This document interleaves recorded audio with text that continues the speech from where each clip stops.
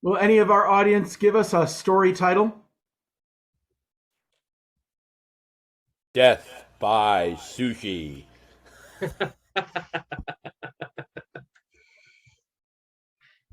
Hilla's One return. time, our bold young hero, Dahrien Cordell, went to his favorite SCA event, the one that's right by you, and he looked forward all day to a bountiful feast. The group had a wonderful reputation for its cooks, its servers, and most of all for its fine desserts. But before he was allowed to tuck into tasty, sugary treats, Dahrien knew he would have to survive the main courses. He had fun singing with his friends by the list field all day, and at last, dinner time rolled around when Suyun. When the first course came out, and they were not given any silverware whatsoever, and Dahrien forgot all of his silverware, and it was soup, and it was probably the most delicious soup ever, but he couldn't eat any of it because he had no spoon whatsoever. And he reached for the bread, hoping that he could somehow make a spoon out of the bread. But the bread was hard as a rock. And instead of picking up and being able to bite into the bread to get this much and beautiful soup that he knew was so beautiful, but he couldn't have any of it, it broke a tooth instead and embedded into the bread. And he was just stuck there. And of course, he was not going to give up. And Taliesin. So, perceiving that the bread was not going to become a useful utensil, Dahrien looked around for a historically inaccurate Viking. And he laid his eyes on a strapping young man with a very large helmet with horns. And so he goes over and he quietly removes the hat from the strapping young Viking, because said strapping young Viking had had a lot of need, as they tend to do when they come back from the list field. In fact, when I say that Dahrien lifted the hat up, he first had to lift said young man's head upwards slightly so as to slide the helmet off, as he was already taking a nap, as it were, at the feast hall table. So, having removed the helmet with its handy and historically inaccurate horns, he looked around and listened for a blacksmith shop, knowing that they would have utensils. Ezra. Looking for a blacksmith shop, Dahrien felt himself become fairly disappointed as he realized that as this was in fact the feast, all the artisans had already come in from the fields to also feast. Looking around, he realized as he held the Viking helmet, which was woefully inaccurate to its period, in his hands, that there was perhaps a solution to his dilemma. And so once more approaching his seat at the feast, he took the bowl of soup for which he had no spoon, poured the soup into the helmet, and proceeded to slurp the soup from the helmet, which caused many people to stare at him as they were already slurping the soup from their bowls. This caused quite a health concern, considering the fact that this helmet was on a historically inaccurate Viking's head all day long, including while this Viking was at the lists, sweating and working up some grime. You know, we have no idea how often this guy shampoos. Suyun. you would think that. However, Dahrien found that the sweat that had accumulated in that helmet throughout the day added the much needed saltiness to the soup that had been unsalted beforehand. And he was much happy, for now that he was done with the soup, the second course had arrived.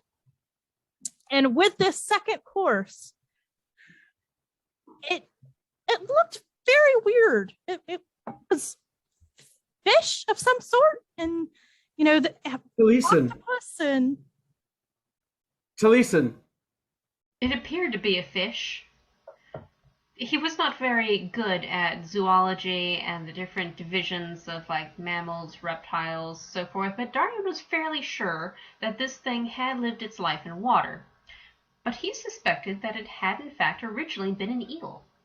It was difficult though, because it had been quite elaborately dyed and shaped and formed in a very historically accurate Roman kind of way of making one food look like another. And so this eel looked like a horse. Dahrien. The one thing Dahrien was absolutely certain of, however, was that this eel horse subtlety thing was not honey butter.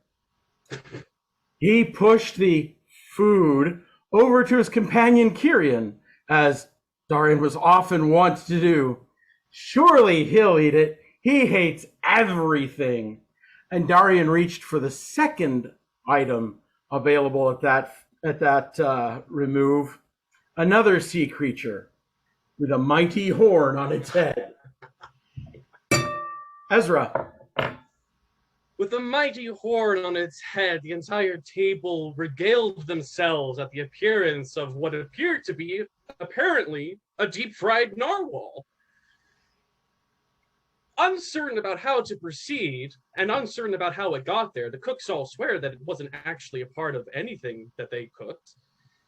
The audience, the feasters all poked and prodded at it, but Dahrien, of course, having no such patience for any such thing, immediately with his own bare hands reached into this deep-fried narwhal and tossed a chunk of the meat into his mouth, but upon chewing it, discovered something.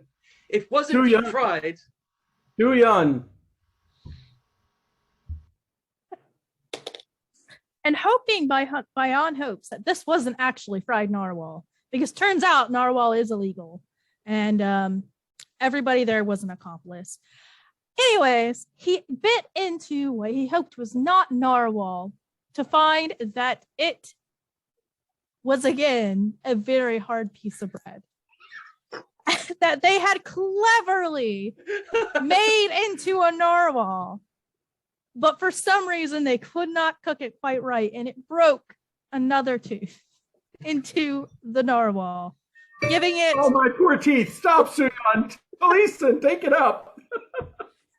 Feeling rather perplexed, because he had not realized that he was in a vegan camp, Dahrien prodded the bread narwhal several times and thought to himself, I'd rather be eating tofurkey. This is a little strange. But he looked around and thought to himself, well, do I actually have to eat this? Or do I just have to get past it? After all, if we are making our way through an obstacle course, we do not have to dismantle each obstacle. We need merely overcome. And so, looking around, he saw that there was a long staff, and he backed up from the table, picked up the staff like a vaulting pole, and launched himself over the table. Taliesin? Ezra's turn. Vaulting himself over the table, Dahrien realized quite quickly that he had actually severely miscalculated how high up the venue roof was, and promptly managed to propel himself directly into the ceiling. Fortunately... That's when the crowd broke into great gales of laughter. Clearly, Dahrien was merely being the feast entertainment.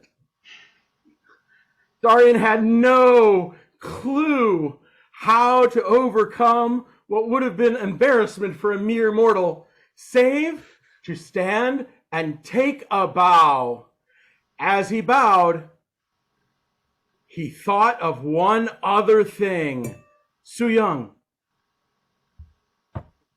There was still dessert, and he had to get down from that fan because he came to that feast for the dessert, and he was going to get it. So doing his best to take his cloak and make it into an impromptu parachute of sorts, and not realizing that he's not jumping quite far enough to make that a parachute, he jumped off and landed right onto their Majesty's high table, who were quite happy to finally get some good food, though it was not cooked well enough. And cannibalism is illegal, so they did let him go. Taliesin. So he wasn't going to be leaving until he got his dessert. But since he had not broken his leg, since he had landed on the high table, and the high table was of course high and therefore a lesser drop, Dahrien was still sound of body, if not necessarily of mind. And so he looked and saw that the mochi were arriving. The mochi were on platters, but the platters were encased inside of a safe made out of bread. Ezra. Figuring out with his superior intelligence how best to proceed through this issue, Dahrien, of course, took the bread, lifted it up, and threw it onto the ground, shattering it and releasing the platters. As he then reached down to collect the mochi, he gathered as much of it as possible to make a speedy escape, not realizing that directly behind him was the sushi trough. Dahrien careened forward in his comically slapstick way. The crown fell from his head as he slammed into the trough of sushi, where some accidentally landed in his mouth. But my friends, lament, wail, and gnash your teeth, rend your sackcloth, for this sushi was not bread. It was true sushi, and Dahrien expired on the spot. Yay!